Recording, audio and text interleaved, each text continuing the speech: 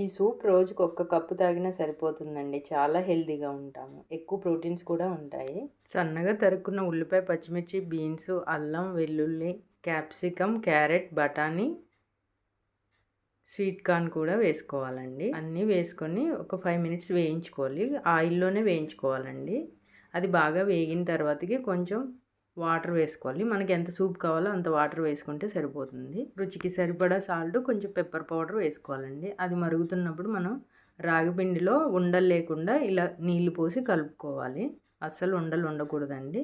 ఆ నీళ్లు మరుగుతున్నప్పుడు ఈ రాగి పిండిని వేసేసి కలుపుతూనే ఉండాలి. లో ఫ్లేమ్లో పెట్టుకొని 5 to 10 మినిట్స్ కుక్ చేసుకోవాలి. 10 మినిట్స్లో హెల్తీ సూప్ రెడీ చేసుకోవచ్చు.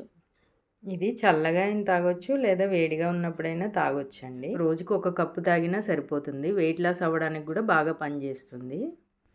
ఇది మార్నింగ్ టైం అయినా తాగొచ్చు, లేదా నైట్ టైం అయినా తాగొచ్చు.